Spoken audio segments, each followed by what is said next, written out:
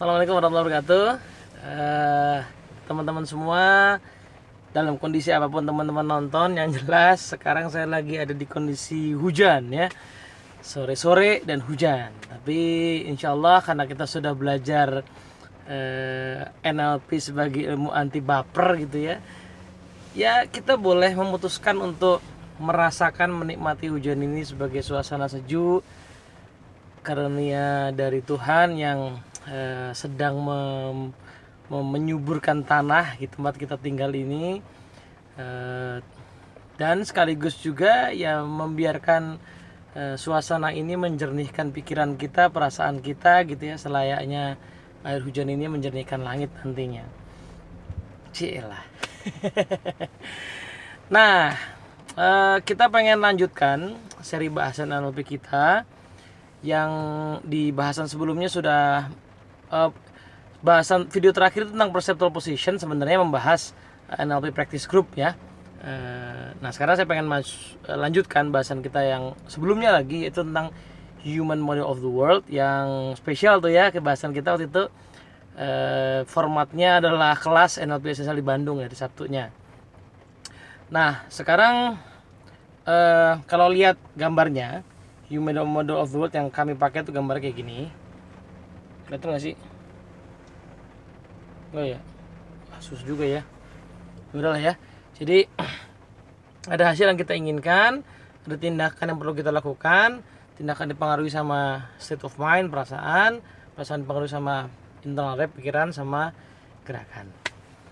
Jadi ujungnya kalau kita mau mendapatkan hasil dirunut, maka kita mesti mengelola pikiran atau internal destination. Pertanyaannya, pikiran itu apa? Nah, sekarang kita bahas di video ini. Nah, simpelnya gini deh. Silahkan pikirkan ibu kandung masing-masing.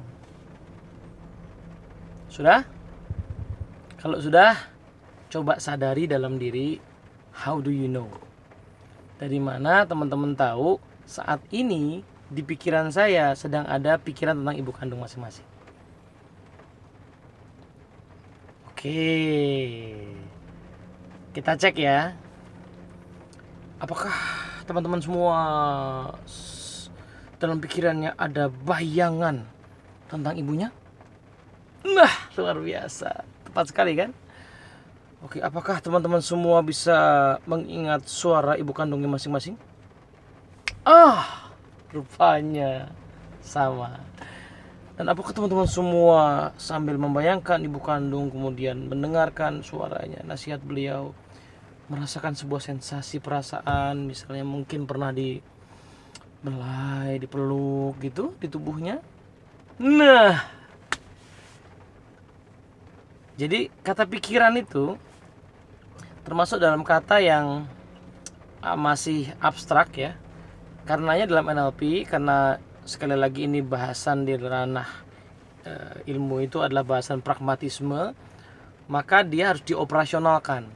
Nah, kata pikiran tadi operasionalnya apa? Nah, kenyataannya kalau kita memikirkan sesuatu, bentuknya itu ya salah satu atau tiga-tiganya atau lebih gitu ya. Yang jelas ada gambar, bayangan mungkin. Yang kedua ada suaranya mungkin. Ada sensasi rasa berupa sentuhan, tekanan. Tapi juga ada sensasi rasa berupa aroma, ya kan? Coba pikirkan makanan favorit. Biasanya kecium tuh aromanya kayak apa. Nah, atau ya sensasi rasa di lidah ya.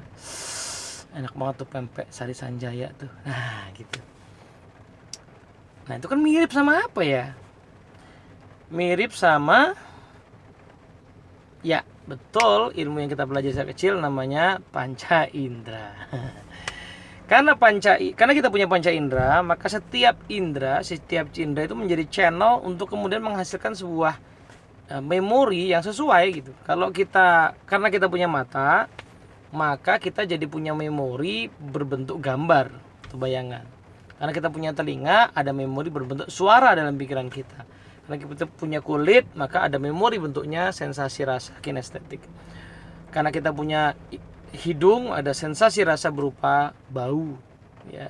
Kemudian karena kita punya lidah, maka ada sensasi rasa berupa rasa dalam di lidah, ya, pencecapan. Jadilah sekarang agak lebih operasional nih kalau saya mau kelola pikiran, kan gitu. Kenapa sih saya kok selalu terpikir kejadian yang kurang mengenakan itu? Nah, dicek aja pikirannya dalam bentuk apa. Kalau dalam bentuk gambar, ya ganti atau gambarnya. Kan pikiran-pikiran kita sendiri. Siapa yang pegang remote-nya? Nah, ganti channelnya dong.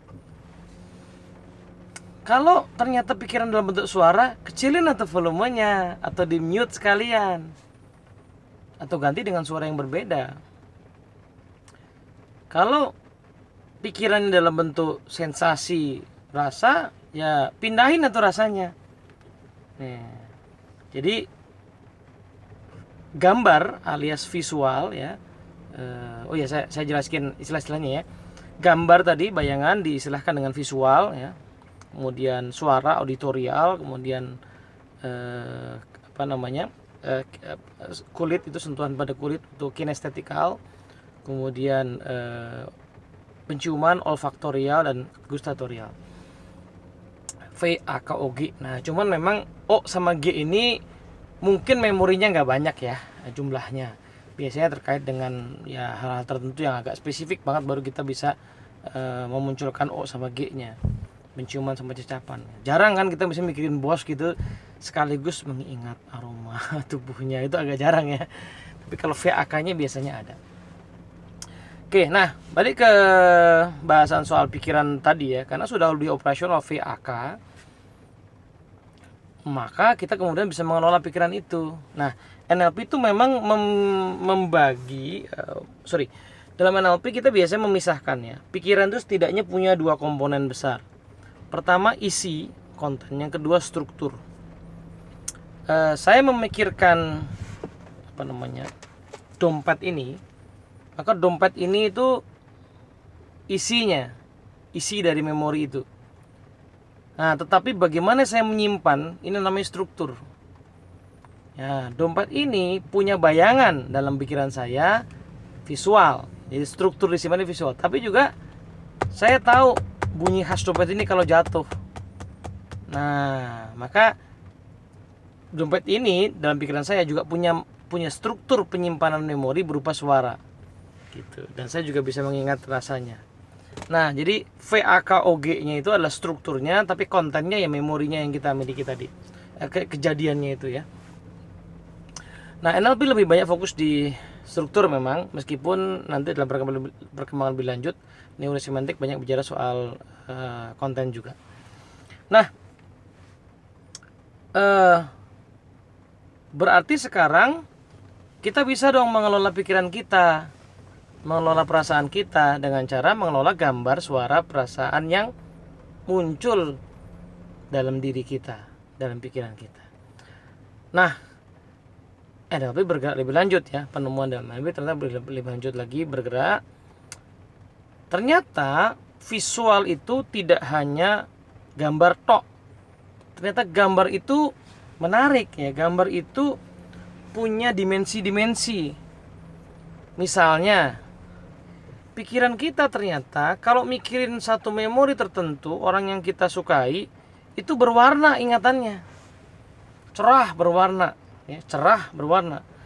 Tapi ketika memikirkan orang yang tidak kita sukai, maka redup, ya kan, suram, hitam putih gitu misalnya. Nah, coba dicek deh. Visual juga ada dimensinya. Misalnya kalau kita memikirkan orang yang kita sayangi, maka dia tampak dekat, dalam pikiran kita tampak dekat. Maka orang sering bilang hubungan kami dekat. Tapi kemudian juga di sisi lain bilang hubungan kami agak jauh. Itu bukan sekedar metafora, tetapi dalam pikiran kita memang betul-betul kita letakkan secara visual berbeda tempatnya. Nah, itu yang disebut sebagai submodality dalam NLP. Jadi VAKOG itu nama lainnya adalah modality atau modalitas, mode of operation. Dunia pembelajaran menggunakan istilah learning modality. mode of learning gitu ya, mode-mode pembelajaran. Nah, ternyata tiap mode punya subnya lagi. Ya, tadi misalnya visual ternyata punya hitam putih atau berwarna, dekat atau jauh tadi ya. Lokasi juga bisa. Kenapa kita menyebut bos dengan atasan? Karena tanpa sadar kita meletakkan posisi bos kita dalam benak kita itu di atas kita. Bawahan juga begitu. Nah, ada yang tidak suka pakai istilah atasan bawahan, bilangnya partner, teman gitu. Karena dia tidak ingin meletakkan itu di atas atau di bawah. Saya nggak maulah bilang itu bawahan saya, itu teman saya. Karena dia nggak pengen meletakkan timnya tadi dalam bayangan ada di bawah, dia pengennya setara gitu. Jadi pilihan kata orang tuh memang sesuai dengan apa yang terjadi dalam pikirannya. Auditorial juga sama. Suara juga punya dimensi. Ada orang yang kita sukai maka volumenya tuh pas kalau dalam benak kita ingat-ingat. Yang nggak kita sukai volumenya tuh memekakkan telinga. Yang kita sukai itu merdu, yang tidak sukai itu cempreng misalnya gitu, atau nusuk gitu nadanya. Kemudian ada juga suara yang mendatangnya dari luar diri, dari dalam diri gitu ya. Kemudian ada suara yang cepat, ada yang lambat. Ya, gitu. Sesuatu yang bikin kita takut misalnya, suara dalam benak kita yang bikin kita takut itu biasanya lambat tuh. Dan berbisik-bisik misalnya. Saya tuh takut loh. Nah, kenapa sih orang kalau cerita menakutkan tuh nadanya turun gitu? Karena memang ada efeknya. Kalau kita ngomong dengan nada turun, berbisik, itu ada efek yang berbeda secara state kita. Agak aneh kan kalau kita misalnya kan, ruangan ini angker ya? Iya, angker banget deh. Gak pas kan? Ruangan ini tuh angker ya? Nah gitu, beda. Jadi nada berbeda. Nah, kinestetik juga sama. Sensasi dalam tubuh kita di kulit ini juga punya dimensi-dimensi. Lokasi misalnya, kalau kita happy, sensasi dan tubuh kita tuh terasa di area sini atau di wajah sini. Wajah kita naik ke atas gini. Kalau kita sedih, dia turun sensasinya. Sakit hati maka terasa tusuk-tusuk di area tertentu. Kalau diperiksa nggak ada. Nggak ada diperiksa. Tapi secara psikologis dia terasa. Ya, ada lokasinya gitu. Nah, dari sini makin menarik lagi. Karena begitu dibongkar secara submodality, pikiran kita bisa seolah-olah kita bisa punya kendali, layaknya kita punya panel kontrol, seperti layaknya kita punya remote dalam pikiran kita. Kalau kita sebel sama orang, pas kita cek, oh iya, wajah orangnya dekat di hadapan kita, kita mengingatnya. Ya sudah, saya jauhkan saja. Saat dijauhkan, efeknya berubah. Nah, submodality yang seperti itu namanya teknik submodality editing. Kita mengedit submodality kita. Wah, kalimatnya menyakitkan sekali. Coba saya turunkan volumenya sedikit dalam benak saya. Emang ngaruh gitu mas? Di otak-atik dalam pikiran, kan kenyataannya nggak gitu. Nah, ini menariknya. Kan udah dibahas di Human Other World. Kita bereaksi bukan terhadap kenyataannya, eventsnya, tapi terhadap pikiran yang ada dalam diri kita, yang setelah melalui proses filter tadi. Jadi yang jadi masalah itu bukan kejadiannya, tapi pikiran kita, memorinya. Buktinya apa? Buktinya suara tangis bayi yang sama, perasaannya beda. Kalau itu tangis anak kita sama anak tetangga, ya kan? Kalau anak, kenapa? Karena kalau anak kita filter secara berbeda, state yang muncul beda dengan anak tetangga. Atau gini deh, tangisan anak kecil ketika udah dewasa, udah gede lah gitu ya, itu menimbulkan state pusing ya, kemudian aduh bergelisah gitu, anak nangis mulu sih gitu kan. Tapi tangisan anak pada saat dia baru lahir, maka state-nya beda. Kenapa? Karena kita memfilter yang beda. Anak itu harus nangis pas lahir. Justru kalau anak anteng, takut kita. Nah, itulah disebut sebagai submodality yang memungkinkan kita punya remote atau kendali terhadap perasaan kita. Ya, jadi mulai sekarang silahkan berlatih untuk mengelola pikiran kita dengan cara mengotak-atik submodality kita. Coba deh dua-duanya ya, untuk dua hal setidaknya. Satu, untuk pengalaman yang kurang menyenangkan, gimana caranya kita kurangi efeknya kalau memang dia tidak terlalu produktif. Tapi pengalaman yang menyenangkan, kita bisa naikkan intensitasnya. Nah, inilah yang menjadi dasar saya pernah nulis artikel udah agak lama ya, judulnya Jatuh Cinta Lagi. Nah, Jatuh Cinta Lagi itu ceritanya, cinta itu sebenarnya bisa dipetakan submodality-nya. Waktu kita baru mencintai pasangan kita, suami istri kita gitu, suami atau istri ya, mungkin kita mengingat dalam benak kita itu wajahnya itu cerah, bercahaya gitu. Lama kelamaan tanpa disadari atau tanpa sengaja berubah tuh kecerahannya, jadi redup gitu misalnya. Nah, ini kan kita bisa cerahkan lagi, kita bisa ingat-ingat istri, kemudian wajahnya kurang cerah ya, saya cerahin lagi, saya buat dia jadi berwarna, kan bisa. Nah, dan ngomong-ngomong, submodality bukan hal baru ya, kita sudah sering melakukannya sehari-hari tanpa sadar. Contoh, kalau kita bilang, itu mah masa lalu, biasanya kita tunjuk kemana? Ke belakang misalnya. Sebaliknya, kalau ini masa depan, nunjuknya kemana? Ke depan. Nah, ini namanya submodality visual lokasi. Kalau masa lalu kita taruh di belakang, masa depan kita taruh di depan. Target saya nih di depan kan? Gak ada orang bilang target saya nih, gitu kan, gak bisa. Karena target itu masa depan, kita taruh di depan secara visual. Orang yang nggak bisa move on kebalik tuh, makanya problem. Karena masa lalu kan ya, mantannya itu dia taruh di depan. Aduh, saya masih terbayang-bayang wajahnya. Nah, eta masalahnya. Kalau sudah mau move on ya taruh di belakang tuh. Itu kenapa saya jadi Sunda begini sih? Ya sudahlah. Gitu teman-teman semua. Nah, dari submodality ini berkembanglah banyak sekali teknik-teknik dalam manajemen, ratusan jumlahnya, kayak Tenggu, lapisannya Tenggu itu. Kalau di esensial kita nggak pelajari semuanya karena kita mengutamakan latihan. Jadi habis submodality editing, itu yang model dasarnya, kita belajar namanya misalnya teknik framing, membingkai pikiran. Itu seru banget. Itu saya pernah punya videonya, yaitu teknik museum kalau nggak salah deh judulnya, ada videonya tuh. Yang kedua, Circle of Excellence ya, nanti kita bahas lah kapan-kapan. Kemudian termasuk neurological level, yang sistem pakai pola berjalan, itu juga termasuk pengembangan dari submodality.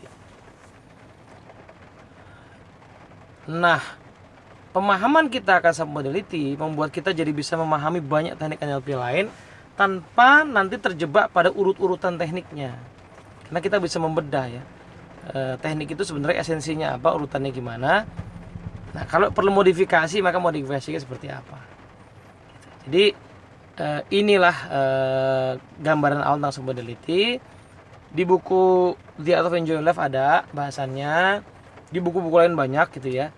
Ada buku khusus yang bahas soal submodality, itu judulnya An Insider's Guide to Submodality, tulisannya Bendel sama Will McDonald kalau nggak salah. Yang kedua Michael Hall punya ya, Submodality is Going Meta. Tapi kalau teman-teman baca buku lain, Source Book Magic juga ada gitu ya. Buku-buku pengantar NLP rata-rata pasti membahas submodality. Nah, silahkan dipelajari. Ini sebuah pengantar untuk mengajak kita ke sana. Yang jelas begitu kita belajar submodality, kita diajak untuk mengambil kembali remote pikiran perasaan kita yang suka lupa, kita pinjemin ke orang. Nah, kita kasih ke orang. Bahkan kadang-kadang bukan orang, tapi situasi nih, kayak hujan begini ya, masalah yang kita alami itu kita pinjemin tuh remote-nya ke sana. Padahal remote-nya nggak pernah dipindah, ada remote di dalam pikiran kita. Begitu. Sampai ketemu lagi. Assalamualaikum warahmatullahi wabarakatuh.